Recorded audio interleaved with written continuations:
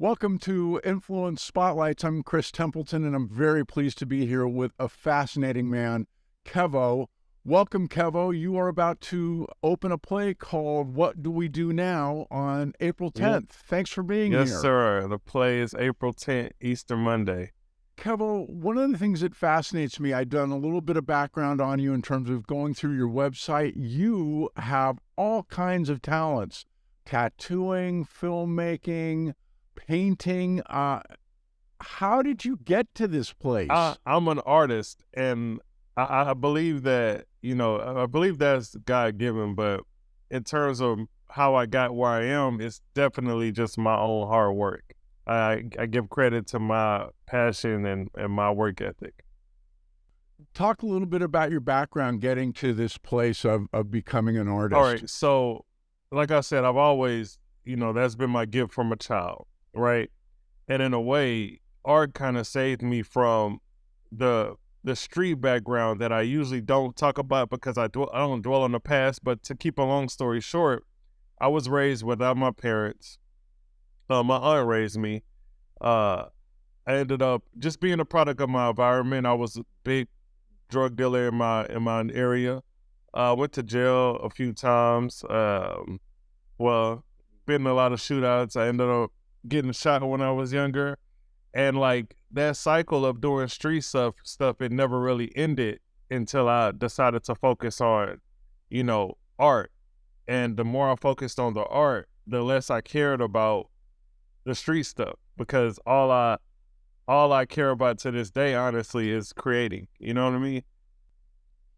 So, when you use the word creating, talk a little bit about what that means for you. Like, what is it that drives you with all this creativity? Well, since I paint, I tattoo, I draw, I make films, I do theater, I write.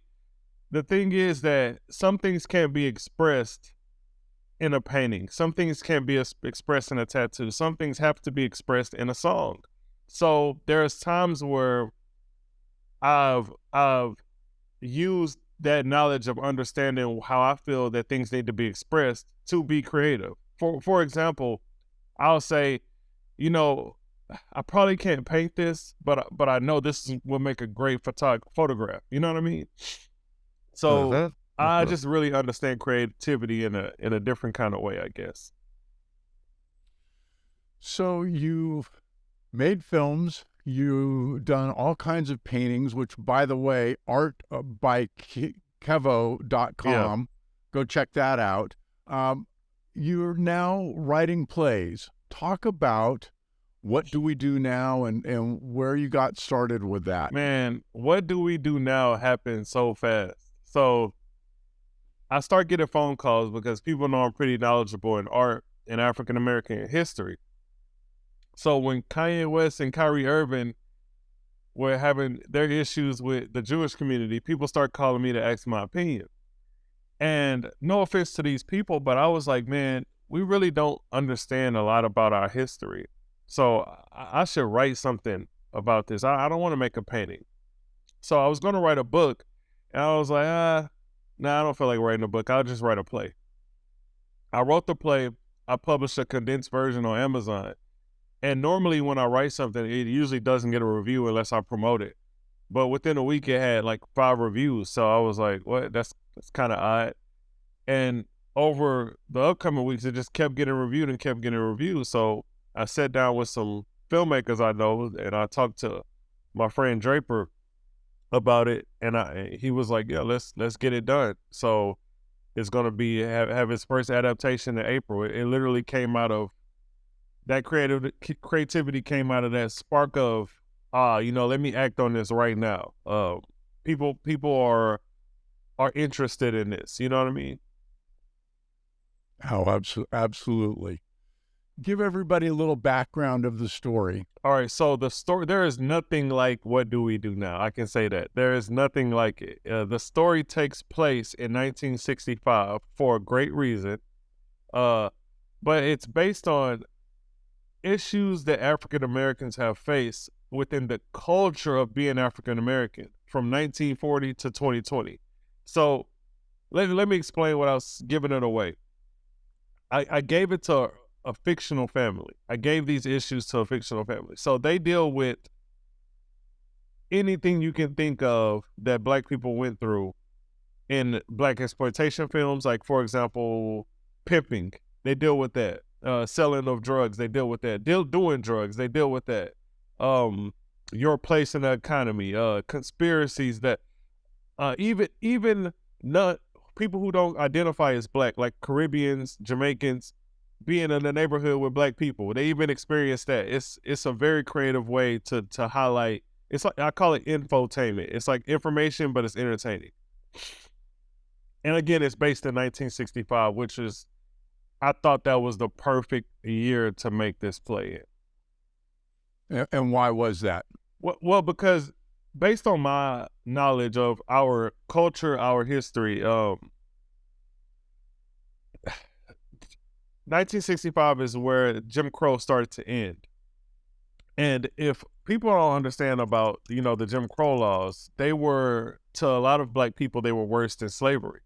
So I wanted to highlight an area of where things were harder and people still were trying to still getting by, and compare that to a time like now where things were deemed easier and people are having a hard time to get by. So I just wanted to show people, like, you go look at the book of Jim Crow laws, it's like this thick, telling you, we couldn't even have this conversation. I wouldn't be allowed to look another Black person in the eye. That was a law, So I'm really big on stuff like that, the Civil Rights Act and things like that. So I was like, man, let's highlight this. It's not really highlighted much. When you think about 1965 and the setting for this play, and you think about today, it sounds like you're saying, guess what? There's still a lot of parallels. Is that true? That's almost exactly what I'm saying verbatim. I'm showing you that from 1940 to 2020, not much has changed. And if you take a family and you throw them in one of the hardest years, look at how they would have dealt with this, And it's so crazy because if you remember, the 60s had, I think, 5 or 6 assassinations, you know what I mean? And that's also, everybody experienced it, but I wanted to show how vicariously African Americans experienced it. And when you think about that, what's kind of the overriding idea of how they experienced it? In my opinion, the idea would be that it has a bigger impact on our culture, let's say assassinations, than things that matter on a day-to-day. So we would have to live not knowing where our next meal is going to be, while at the same time dealing with, man, John F. Kennedy just got killed. Now, in so many ways to look at this, someone can say, well, why does this matter, right? Why does this matter to you so much? And it's because African Americans are very vicarious people, meaning that things can happen on the outside and really affect the inside. Like, now this mother doesn't want her son to ever go outside. You know what I mean? So that's the way that it affects it. Martin Luther King, Trayvon Martin passed. Now, this affected a generation of, 20 years from now, people are going to be like, hey, don't you be hanging around security guard, and it's just how it goes.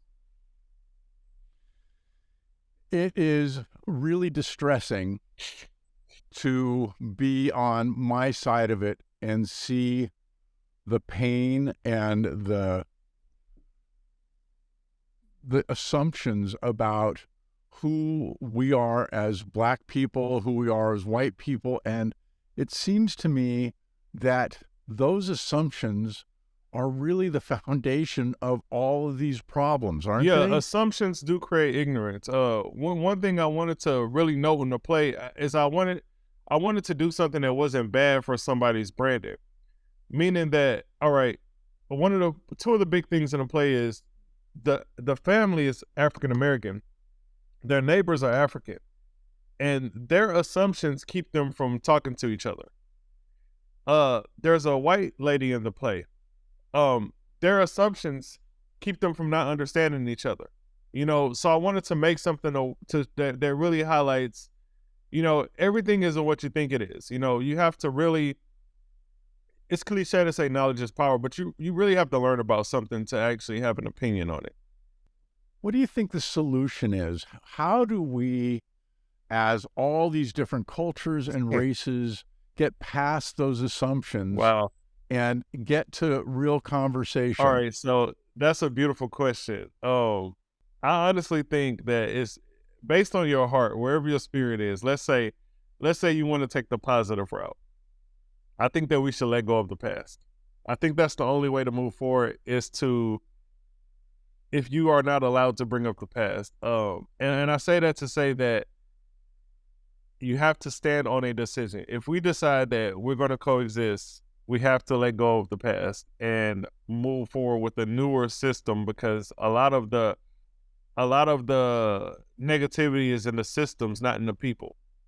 We have to redo the systems and let go of the past. Now, if you don't have that positive attitude to be willing to do something like that, then I think you just have to fend for your own people. And that's something that I wouldn't want to do, but I think that that's the only way to and when I say your people, your like-minded people, because nobody's going to agree to disagree with something so strong to the core as ignorance. It is a really, really tough one. One of the things I saw an interview that you did a number of years ago, and you made a decision after you had been in jail and had been shot to really change how you were going to approach your life. I can't remember specifically how you stated it, but it was like, I'm not going to keep doing this. Yeah. Talk a little bit about that change in your perspective and how it informs the play. All right. So reading has been very big for me, right? So I realized that when I was younger, I read different books, but I realized that after I read the books were challenging my perspective, right? So reading didn't change how I think. It just influenced my perspective in a way to say, are you sure that your best thinking is your best thinking, is the best thinking? Are you sure that what's gotten you here is the greatest idea? Because people do what they think is cool, to be honest with you. Like, if you like reading, you think that shit is cool. If you like cartoons, you think that's cool. If you like rap music, you think that's cool. So you're going to do what you think is cool. And I didn't think what I was doing was cool. I was genuinely doing what I was doing to make money. I was genuinely in the streets because we was poor. I wasn't in the streets to make rap songs. And within seeing that crowd of people who were just doing stuff to be doing it, I'm like, they some fools. So a lot of reading made me have that discipline to say, you know what, you're too smart to be doing this. So it challenged my perspective and forced me to say, you could be doing something else. I don't know what something else is, but you're going to figure it out. The you right now can't figure that out. The you 2 years from now will figure that out. How do you see those changes for you informing how the play was written and how it comes out to the public? That's a good question. I think that makes me feel like I'm marketing a little bit, because I feel like that if my audience is coming to see it, then they kind of have an idea that this is the type of stuff I would actually write. But if they didn't know, I think that it would show that somebody doesn't have a arbitrary opinion of these events. Somebody has a solid opinion. Whoever wrote this, they will watch it like, whoever wrote this knows what they're talking about, because it's not, I'll give you a spoiler.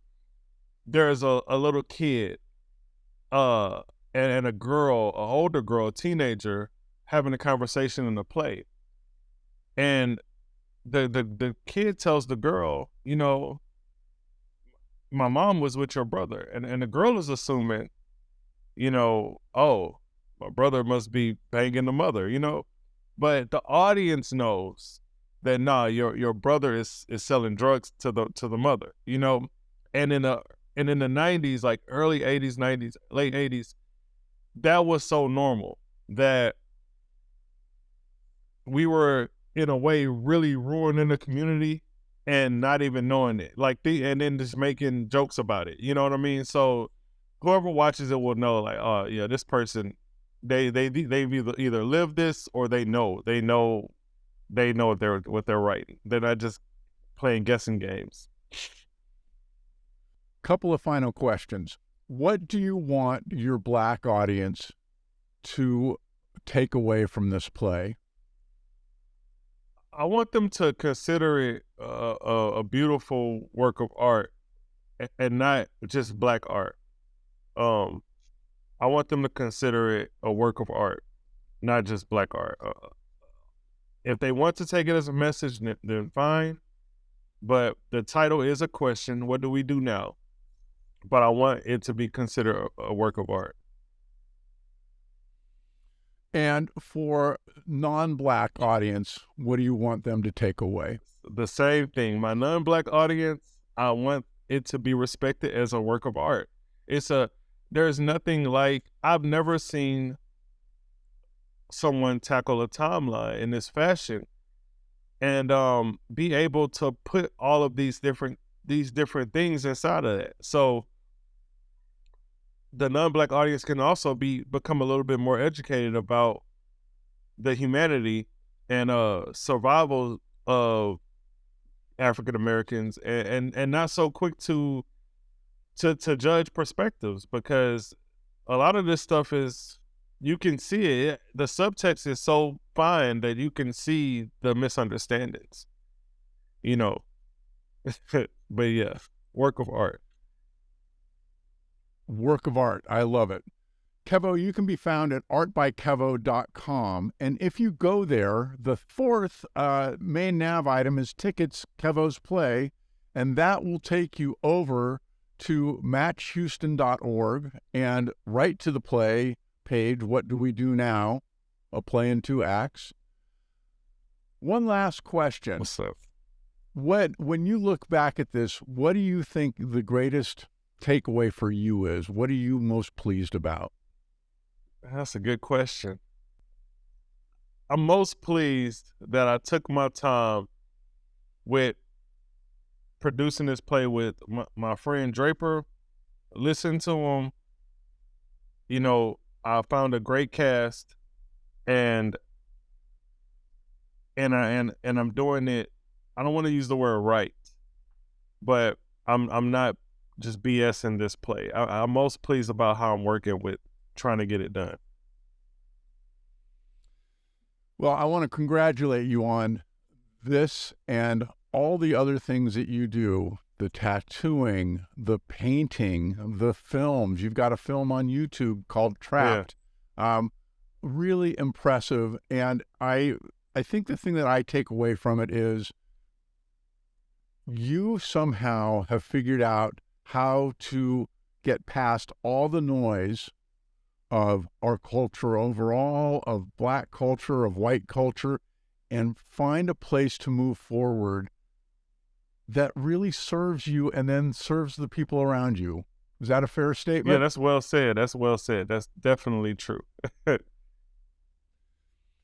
Kevo, it's been an absolute pleasure. Once again, go to artbykevo.com. The fourth nav item is Tickets Kevo's Play. Click there and go get tickets for the play, which is opening on April 10th. What do we do now? What do we do now? Thank you. Thanks so much.